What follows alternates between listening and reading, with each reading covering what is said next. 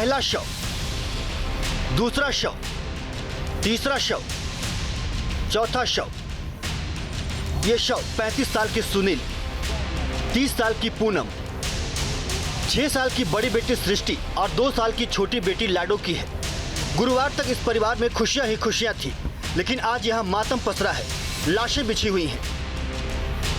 गुरुवार को सुनील कुमार के पूरे परिवार की गोली मारकर हत्या कर दी गई।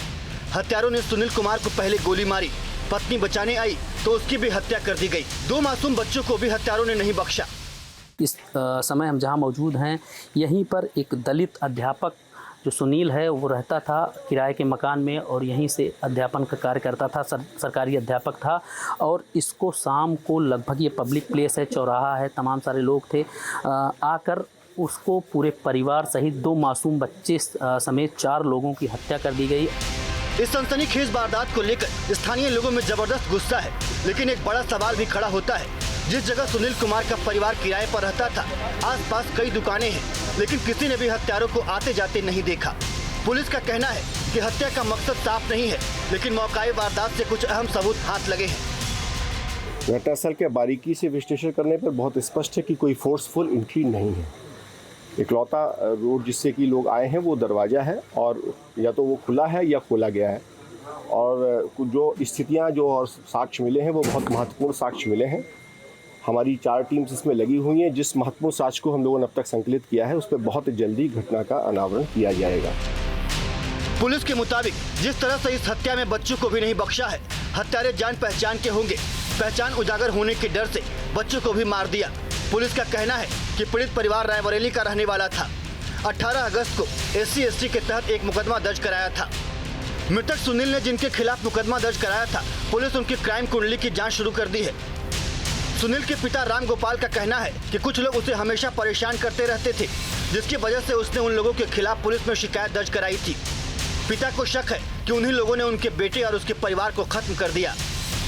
जब इसको छेड़खानी करते थे रास्ता बेरास्ता में, किसी ने जो ना अपना कागज में दाखिल किया, एप्लीकेशन लिख के दिया कि जो हमारे साथ जो है अन्याय होता है। मृतक सुनील कुमार के पिता का कहना है उनका बेटा दिहाड़ी मजदूरी का काम करता था। मजदूरी के साथ साथ पढ़ाई पूरी की।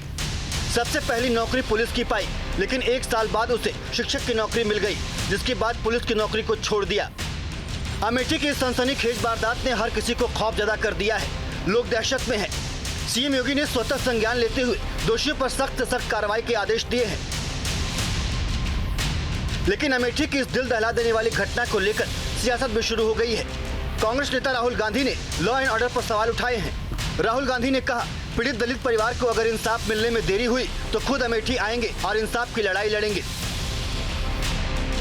फिलहाल पुलिस ने जल्द से जल्द इस मामले को सुलझा लेने का दावा किया है।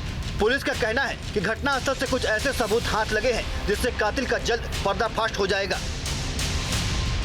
अमेठी से दिलीप यादव के साथ टीम न्यूज नेशन। संवाददाता अमरीश इस वक्त हमारे साथ फोन लाइन पर जुड़े हैं ज्यादा जानकारी के लिए। अमरीश, क्या कुछ खुलासा हुआ है अब तक?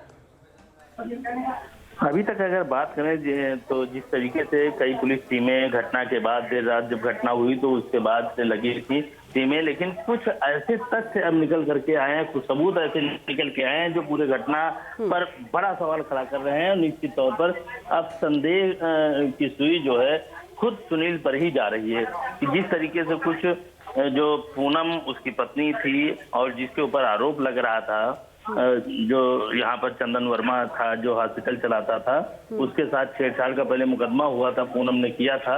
उसको लेकर के परिजन आरोप लगा रहे थे कि चंदन की ही ये हरकत हो सकती है, उसी ने हत्या की है। पुलिस भी पहले शुरुआती दौर पे ही उसी की तलाश में थी, लेकिन जिस तरीके से पुलिस अधिकारियों ने कल बयान दिया था कि बहुत अहम सुराग हाथ लगे हैं, तो निश्चित तौर पर शायद उस समय पूनम के मोबाइल से कुछ ऐसा मिला था और वही शायद तस्वीरें हैं जो कि अब वायरल हो रही हैं, जिसमें चंदन और पूनम एक साथ देखे जा रहे हैं। वीडियो चैटिंग भी हो रही है, उसकी भी स्क्रीनशॉट वगैरह है। तो अब पुलिस सभी एंगलों पे जांच कर रही है। बहुत शुक्रिया, नजर बना के रखिए, आगे भी अपडेट आपसे लेंगे। फिलहाल बहुत धन्यवाद।